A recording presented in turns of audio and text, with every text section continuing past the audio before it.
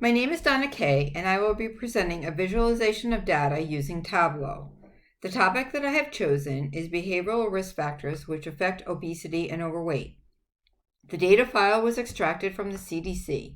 In addition, I joined data from the ALICE report, which is information that looks at poverty levels by assessing those that are asset limited, income constrained, but employed, hence the abbreviation ALICE, which will be used for ease going forward.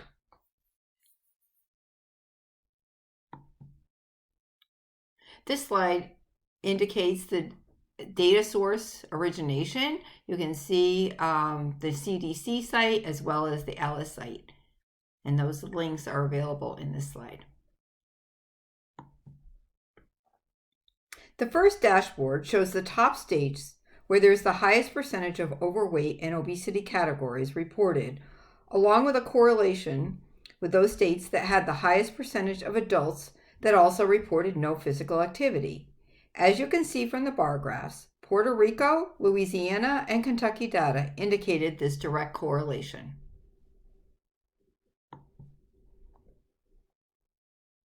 The second dashboard shows the states with the lowest percentage of obesity and overweight categories reported and the lowest percentage of no activity, which actually indicates a higher physical activity level.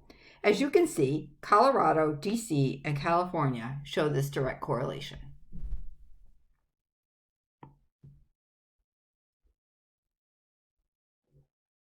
The next dashboard shows a correlation between low obesity and overweight groups combined, using a parameter in Tableau, correlated with the percentages of those reporting eating low numbers of fruits and vegetables, also a combined group.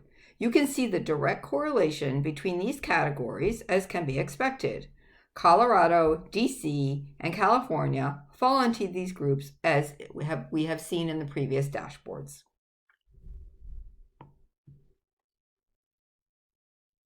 The next slide shows obesity and overweight by age categories for all states. The interesting point here is that the lowest category is in the 18 to 24-year-old group, and it increases up through the 8 years of age, but it does begin to decrease after age 65. The highest percentage is reported between 55 and 64 years of age. The next story point is a visualization of the percentage of adults who participate in physical activity by age group by state. I thought this was a great example of visualization techniques that can be used and created using Tableau. It appears that those engaging in activity either engaged in vigorous activity or muscle strengthening, but a decreased number participated in both.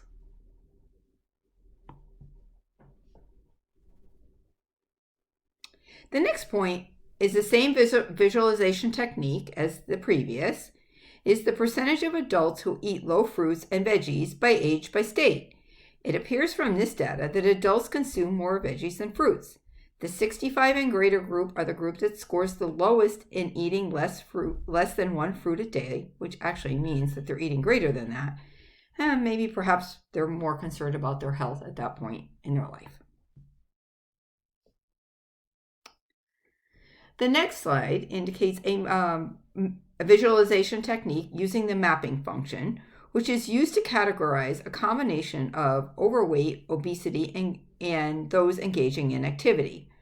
From the map, the groups scoring the lowest scores are Colorado and California, while the higher scoring states indicate perhaps a less healthier population, such as Mississippi and Puerto Rico.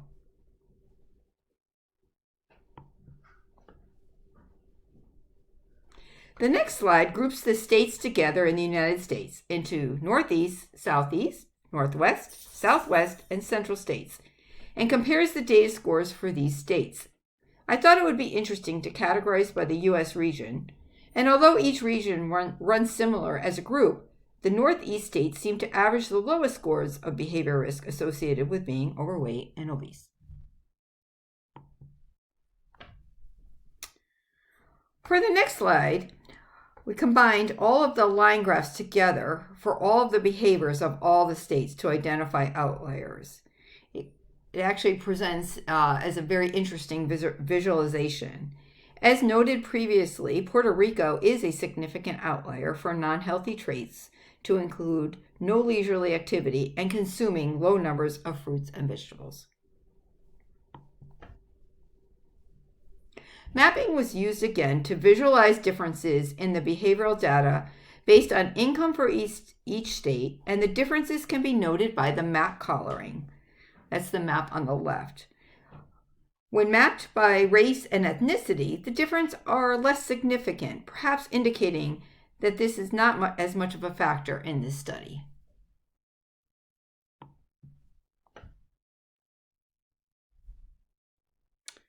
Another visualization technique was used to display a class of behavioral risk factors over time. It was created for 3 different categories to view these trends. The New England states were used as an example. However, this visualization can be used for any or all states over a period of the data set. It can be seen that between 2020 and 2022, those reporting obesity in these states are increasing over time.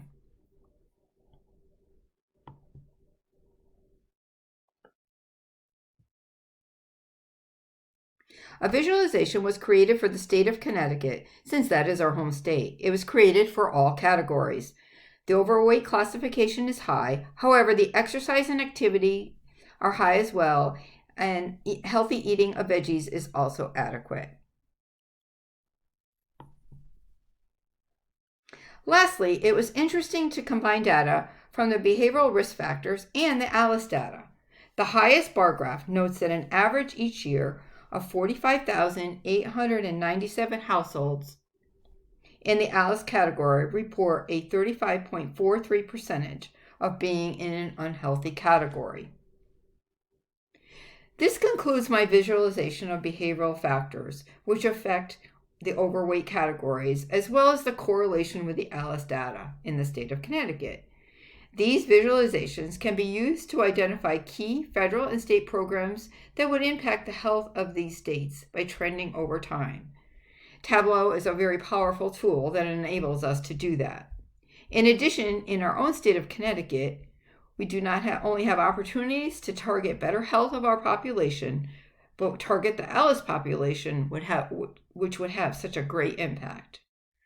I've enjoyed this data visualization and analysis project and hope that it has provided some insight for you as how these factors that are presented can impact the health of our population in the future.